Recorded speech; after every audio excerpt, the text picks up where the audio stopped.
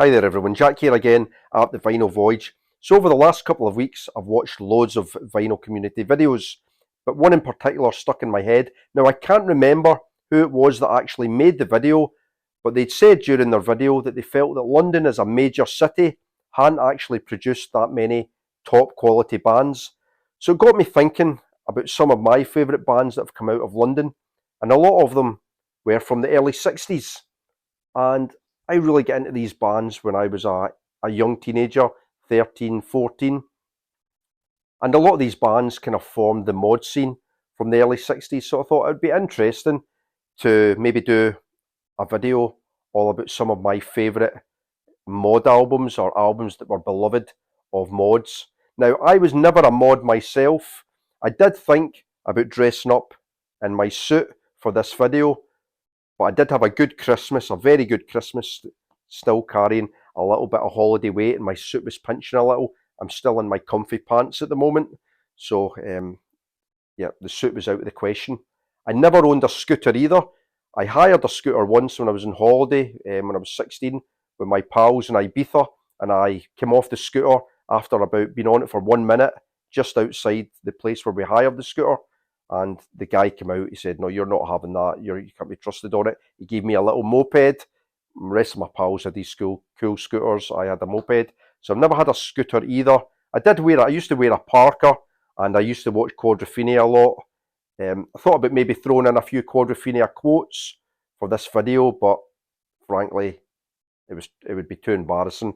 I just don't have the accent for it. It'd be someone like Harris Pilton could really do those Quadrophenia quotes justice, but unfortunately I can't, so I'm going to skip that as well. But yeah, I love the whole mod scene. I think it's really interesting how it was a scene that was pretty much localised to the UK. The bands, for me, more or less, the big bands came out of London. The scene spread across the whole of the UK, but in the 60s especially, it didn't really break out of the UK. So, yep, without further ado then, I'm going to show you some of my favourites. So I love this from 1969. This is the Everlasting Love Affair. It is the Love Affair with their album. I'm going to start again. This is the Love Affair with their album, The Everlasting Love Affair. To add some more confusion to it, the first song, Everlasting Love, is one of my favourites. Absolutely fantastic orchestral psych pop. It's so catchy. Steve Ellis's kind of blue-eyed soul vocals are absolutely tremendous. It's just, I just absolutely adore this album. It's a kind of mixture of covers, the Everlasting Love Affair, and then they tried to kind of recreate that with Rainbow Valley, which is pretty much almost, I think it was written by the same person. It's very, very similar, kind of really lush orchestral pop with those beautiful soul vocals. There's a few of their own songs. The Tree, which is really, really good. Build on Love, I think, is one of their own. But there's lots of standards as well, very much 60s standards of the time, but they do them fantastically. There's Tobacco Road, Hush, Handbags and the Glad Rags, First Cut is the deepest. Obviously, Rod Stewart was listening.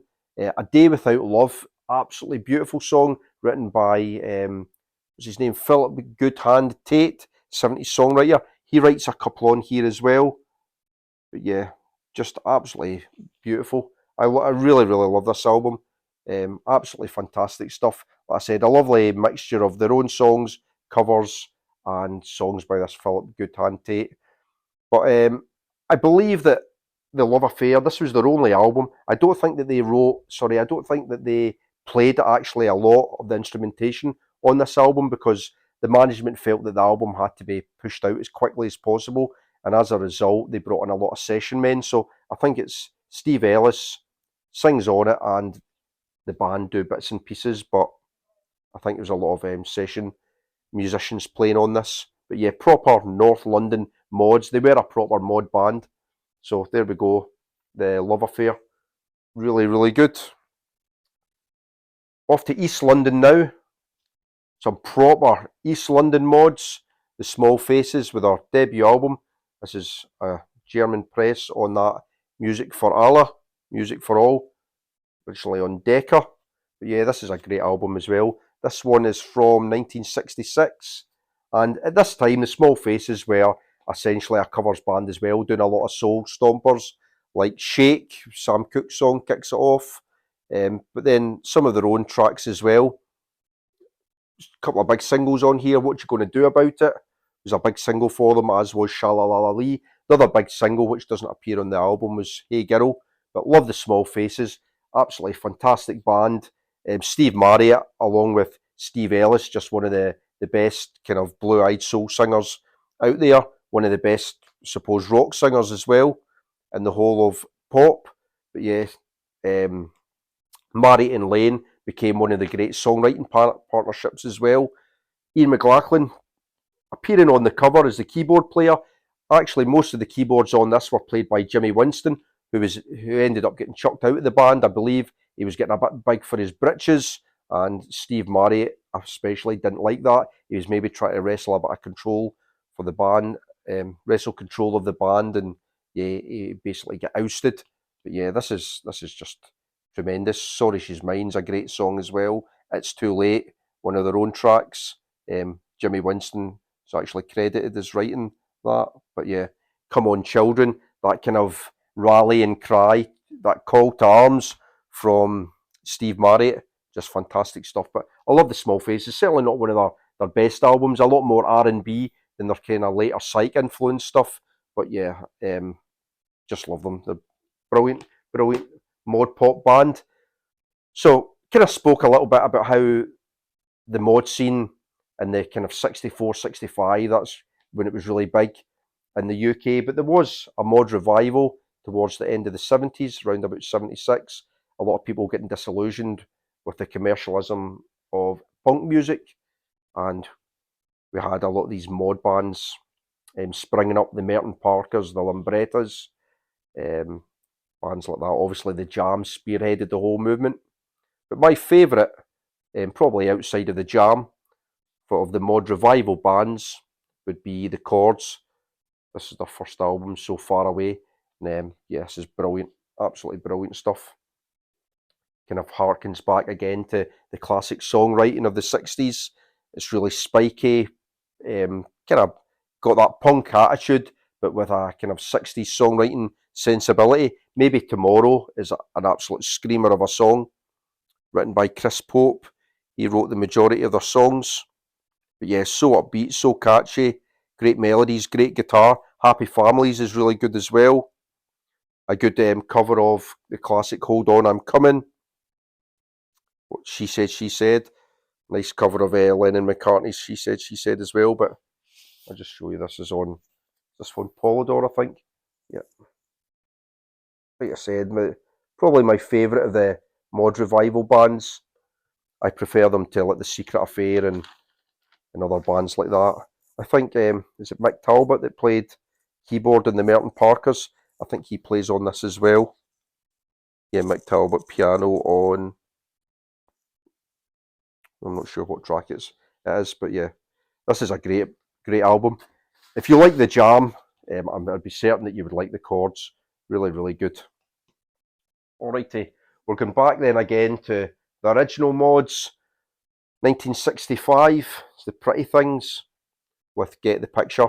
This is their second album, and I think they moved on from the kind of, this is again got an R&B sound, that kind of tough R&B sound that they had in the first album, but you can hear this is a little bit more garage, it's a little bit more freak beat, and yeah, it's a better album, especially that side one, You Don't Believe Me, the first track. I think that was co-written with Jimmy Page. Buzz the Jerk's really good. Get the Picture's fantastic. Can't Stand the Pain, absolutely brilliant song. Fantastic guitar in there. It almost sounds like a little bit like an Ennio Morricone soundtrack. Really interesting little guitar line at the start. The second half is a little bit more standard R&B. They do songs like Cry to Me, which is really, really good version. Doesn't touch the Stones version on Out of Their Heads. But yeah, it's a good enough version. London Town is a little bit more of a kind of folk rocker. Yeah, really cool album. I really like Phil May's voice, and Dick Taylor, just a fantastic guitar player. He'd his first band was with Mick and Keith. He could have been a Stone, but I think he went back to college and then met up with Phil May, and they formed the Pretty Things. Yeah, really, really like this album. It's great. I've been listening to it loads recently. So yeah, get the picture. Their second album. Next one. So I spoke a little bit about how the majority of these mod bands were bands from London. Now I think the Chords, I think they were they kind of were they Romford? I think they were from Romford. I think Pretty Things they were definitely London. Small Faces were East London. Love Affair were North London. The next one are not a London band, but they did travel to London to record their early albums, and that is the Easybeats. This is their third album, Friday on My Mind from '67. So this was a US release. And before we go any further, yes, this was inspired by Ben Rankins. He has mentioned them once or twice on his channel. But yeah, I love this. It's so, so catchy. And they were a mod band as well. They were beloved of mods, especially the song Friday on My Mind, which is a song about living for the weekend and getting through your kind of dreary week to enjoy the weekend, where it was like careless abandon, going and meeting your girl, getting out dancing and looking good. And that's what the mods loved about Friday on My Mind. But yeah, some great covers again on here. Phil Spector's River Deep, Mountain High. Most of the songs, which I really like, is that most of the songs were written by the Easybeats themselves. So Harry Vanda on lead guitar and George Young on rhythm guitar. George Young being the older brother of Angus and Malcolm Young. Yeah, I read a really interesting story after I'd got this album from, I think it was Malcolm Young, and he was saying that back in Australia, the first time that he realised his older brother was like a kind of bona fide rock star was he'd come back from school and he tried to go into his house. I think Friday in Your Mind had just been released. He tried to get to his house and there was newspaper reporters everywhere. There was screaming girls everywhere, and police had cordoned off the street because it was kind of chaos. And when he said, "Oh, that's my house there, I live there," the policeman said, "Oh, not a chance. No, you're just trying to get onto the street to kind of see one of the Easybeats." And he wasn't actually allowed to get near his own house. He had to walk round the block, go into a neighbour, knock on the neighbour's door and say, "Can I jump over the back fence to get into my own house?" And he said that's the first time he realised that his older brother George was a kind of a massive pop star. But yeah, unbelievable that you've got those three guys all from the same family in two massive bands. But like I said, inspired by Ben Rankins, like I said, mentioned a couple of times on his channel, the Easybeats, Friday on My Mind. I love this, brilliant stuff. Next then, from 1965, couldn't do the video without showing the Who, the Horrible Who, and this is their first album, My Generation, obviously another massive mod album. However, unlike the Small Faces and the Love Affair, they weren't mods themselves. They were guys who kind of jumped on the whole mod scene. They were guys who became mods to fit in with their supposed musical stylings. But nonetheless, this is a tremendous album. Really, really good. You know, it's got a couple of mod anthems on there. The Kids Are All Right obviously became a massive mod anthem, as did My Generation. This whole idea of enjoying your youth to the utmost. But there's loads of great songs on here as well. La La La La Lies is great. Out in the Street is brilliant. Legal Matter, brilliant as well. So yeah, great piano playing on here from Nicky Hopkins. But I love this album. What a fantastic rhythm section. Entwistle and Moonwear. Probably, I don't think there's a better bass player. Definitely my favourite bass player. The Ox, John Entwistle. And Moon was just a virtuoso on the drums as well. But yeah, love that album. One from '64, the Kinks' first album. So I suppose the epitome of kind of raw, savage R&B. And while it's not, the songwriting obviously isn't as kind of developed as the later Kinks albums. My favourite one would be Something Else by the Kinks. But you know, in terms of kind of a really tough R&B sound, this would be hard to beat. You really got me, which was obviously a massive mod pop classic. And some of the covers as well, like Long Tall Shorty. Beautiful Delilah is a beauty as well, so mystifying. Too Much Monkey Business was obviously covered loads by bands of the time, like the Yardbirds. But yeah, this is I think this is a first press on Pi, a mono. I'll just show you the label on this one. This is pretty battered, this record. It's got a fair few marks, but obviously the music's pretty primitive and the drums and guitars are pretty loud, so even with all the marks, it's like a Rolling Stones record. They just seem to be able to batter these records and they just still sound perfect. But yeah, great album. And one of the things that I think one of the things I think about with the Kinks is how much their sound and how much Ray Davies' songwriting developed in just 2 or 3 years.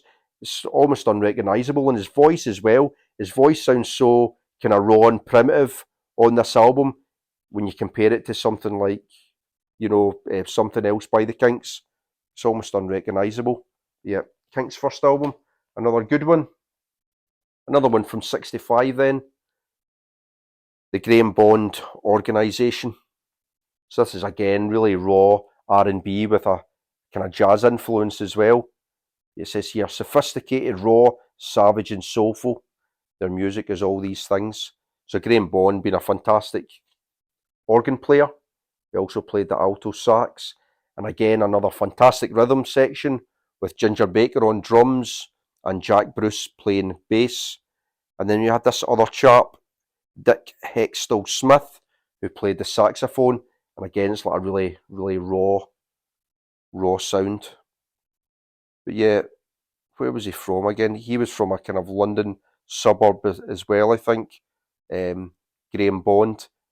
And he would have been one of the first, I suppose, one of the kind of godfathers of kind of British R&B, Graham Bond. Some good covers on here, like Hoochie Coochie by Willie Dixon.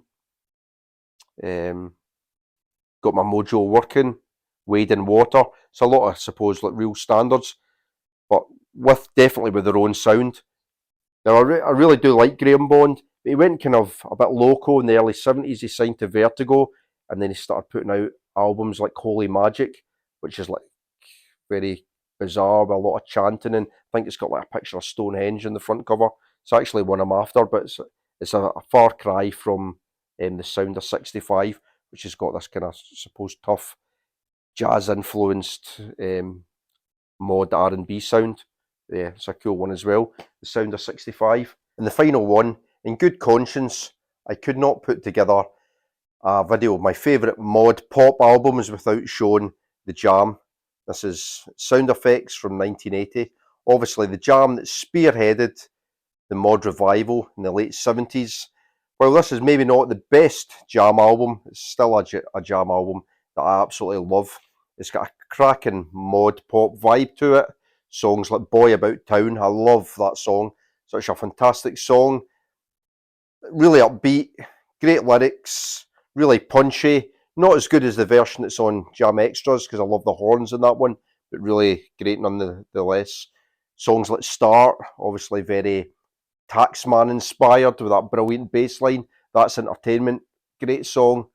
The opening track, Pretty Green, what a great song to open up with. I've got a pocket full of Pretty Green. I'm going to put it in the fruit machine. I'm going to put it in the jukebox. It's going to play all the records on the hit parade or something like that. But I'm Different Now, great song as well. Love it. The Jam sound effects. So there you go. That is a bit of my collection of favourite mod pop albums. Now, of course, the mods listen to a lot more than just tough R&B pop records. They listen to soul, they listen to ska, they listen to all sorts. But yeah, that was my focus for this video. And I've got lots more on CD, bands like The Action and The Creation and stuff like that. But I just wanted to focus on vinyl. Now, there is some comps that I'm after as well. There's some great mod pop comp albums that I would love to pick up. and maybe in the near future I will do so, and I'll do a part 2 to this. But like I said, I was looking around for videos that showed off mod inspired or albums that were beloved of the mods, and I couldn't really find anything, so I thought this would be a good one to do. Now, I hope you've enjoyed it. I hope that you've found out about something you've maybe not heard before. Obviously, some of these, like The Who's My Generation, the first Kinks album, the Small Faces, early Small Faces albums, The Jam, they're really, really well-known albums. So the chances are you've probably heard the majority of these already, but maybe if there's something that you've not heard before, like I said, if you like The Jam, you'll love the Chords. That's a brilliant album. And yeah, I just hope that you enjoyed the video and maybe you heard about something that you've not heard before. And until the next one, we'll see you later. Bye for now.